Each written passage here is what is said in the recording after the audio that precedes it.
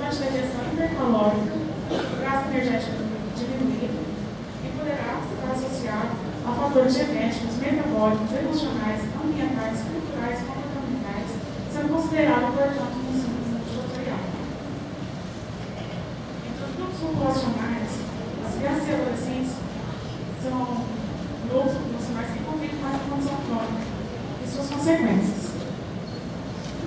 Entre os fatores desencadeadores da obesidade infantil, os pesquisadores apontam um fenômeno chamado de transição funcional, que é caracterizado pela redução do índice de desnutrição e aumento expressivo do excesso de peso, associado às mudanças nutricionais, sociais, econômicas, demográficas relacionadas à saúde.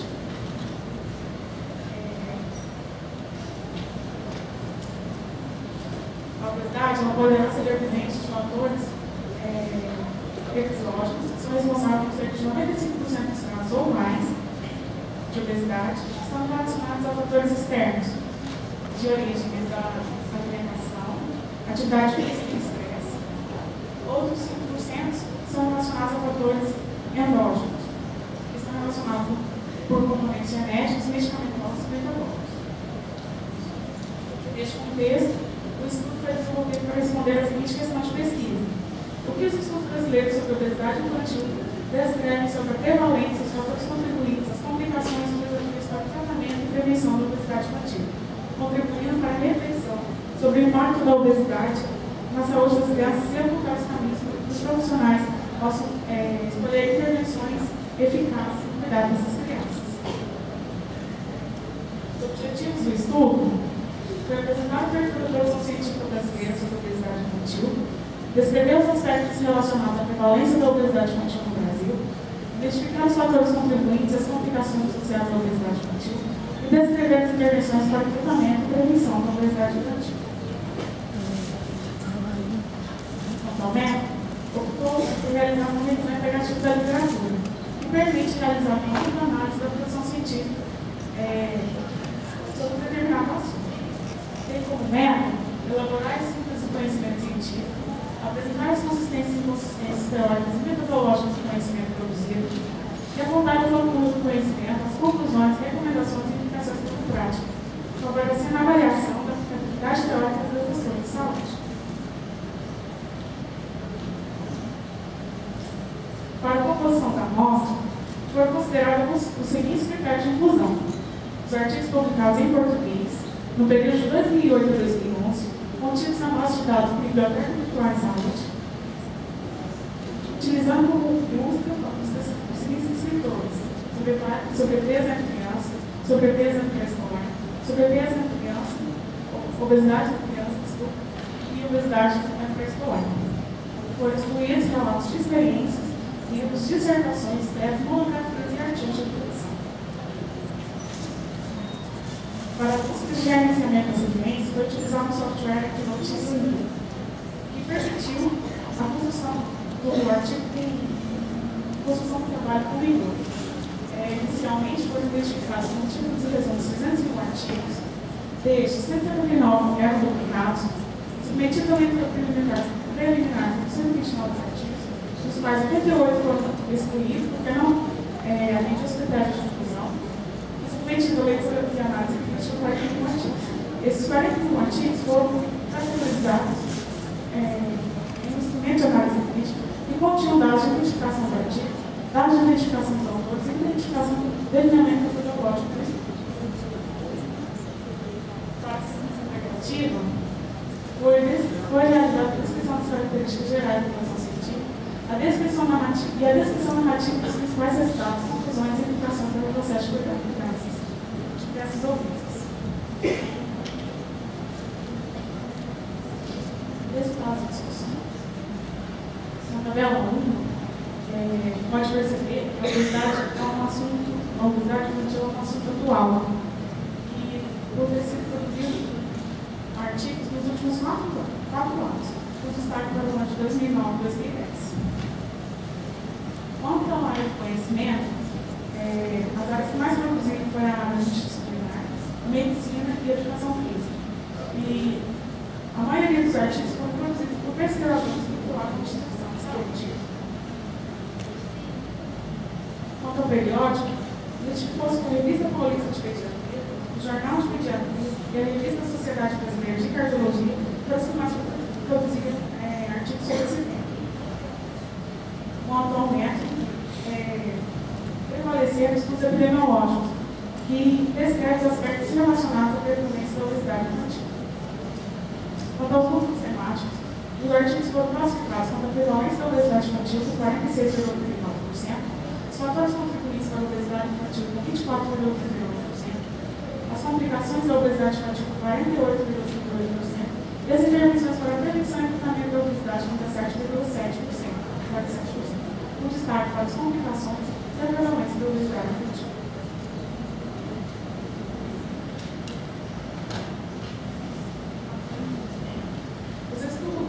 Os pesquisadores descreveram a prevalência da obesidade infantil quanto à região, considerando a região sul como a que apresentava as maiores prevalências de sobrepeso e obesidade em crianças.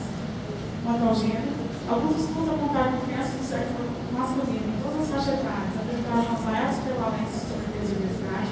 Outros estudos identificaram que houve semelhanças em relação ao gênero ou que as meninas apresentavam as maiores taxas. Isso implica na necessidade de desenvolver novas pesquisas que fazem uma análise do sobrepeso e da obesidade em relação ao gênero. Com a idade, percebeu-se que o sobrepeso e a obesidade prevaleceram em crianças a partir dos 7 anos de idade. Chamando a atenção para que essas crianças precisam de cuidado diferenciado nessa fase da vida para poder evitar desenvolvimento de comorbidades até a vida adulta. Quanto ao nível socioeconômico, observou-se que o sobrepeso e a obesidade prevaleceram em crianças com nível socioeconômico elevado e é quase 2 vezes maior quanto ao horário de crianças com nível socioeconômico mais baixo. A prevalência quanto à escola, os estudos mostraram que as escolares da rede particular apresentam maior disfunção ao sobrepeso, por apresentar nível socioeconômico mais elevado e ter acesso aos alimentos mais calóricos, disponíveis nas cantinas da escola e fora da escola. Entretanto, esse índice tem aumentado nas escolas da rede pública, devido ao aumento do consumo dos alimentos com alto teor de gordura e açúcares, com baixo custo comparado aos alimentos saudáveis.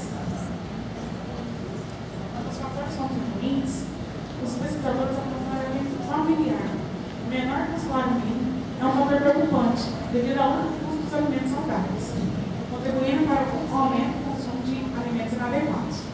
Quanto ao estilo de vida, o avanço tecnológico está fortemente associado ao comportamento sedentário. A questão das mães é outro fator que contribui muito, por elas estarem fora, trabalhando fora, e aí elas tentam compensar essa ausência, oferecendo aos seus filhos alimentos calóricos, altamente calóricos. A questão das mães também, com baixa escolaridade, por elas terem mais dificuldade de identificar o problema dos seus filhos. Os hábitos alimentares dos pais estão diretamente relacionados aos hábitos alimentares dos seus filhos.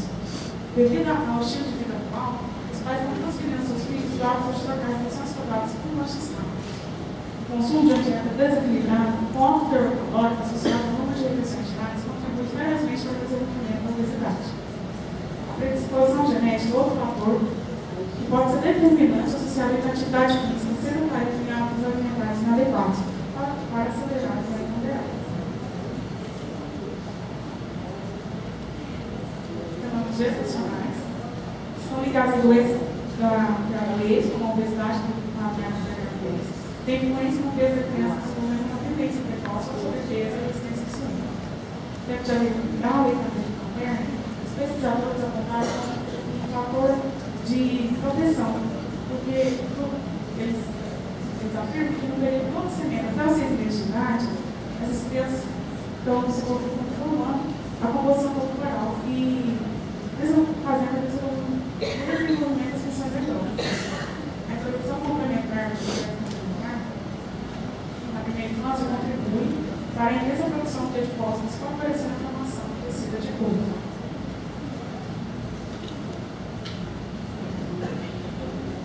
Quanto às complicações, os pesquisadores apontaram problemas na saúde física e que as crianças obesas uma capacidade física reduzida, maiores riscos de desenvolver os agravos respiratórios, cardiovasculares, endócrinos, ortopédicos, estatose hepática e câncer.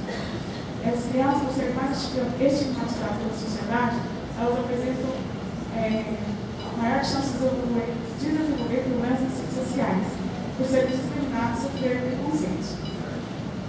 Essas crianças também são mais suscetíveis a desenvolver problemas emocionais, penalizantes como a depressão, a angústia, a culpa, baixa autoestima, timidez, vergonha e ansiedade. E com isso elas se isolam e se dispensadas, necessitando de uma intervenção psicológica individualizada.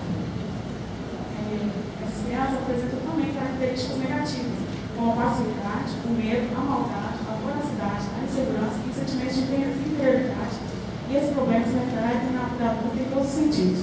Inclusive, um dos estudos apontou que essas crianças, os adultos obesos desde a infância, eles têm dificuldades no convívio social, no relacionamento amoroso e sexual e na vida profissional e nos cuidados relacionados à saúde de um modo geral. A presença de um ambiente familiar conturbado, com os pais ausentes e de pouco afeto, faz com que essas crianças desenvolvam muita ansiedade. E com isso, elas buscam no alimento uma forma de amenizar essa ausência, esse problema. E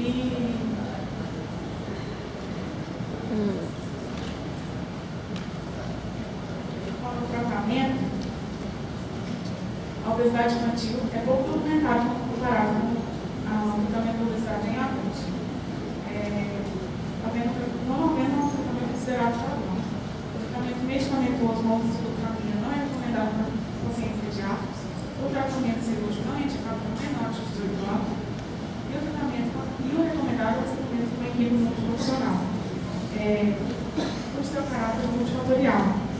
Ele deve ser iniciado o quanto antes para diagnosticar o problema, oferecendo mudança em seu nível social, emocional e comportamental, diminuindo o risco de assim desenvolver morbidades e adultos.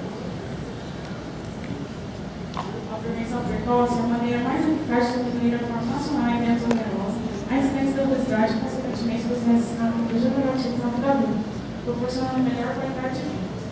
A escola é um espaço estratégico para diagnóstico e promoção de ações que promovem o estilo de vida saudável e a prática de atividade física. Os autores descrevem que atitudes devem ser tomadas urgentemente no âmbito de políticas públicas para evitar consequências mais sérias, trazer qualidade de vida a essas crianças no futuro e diminuir os gastos públicos com os problemas de doenças ligados à obesidade.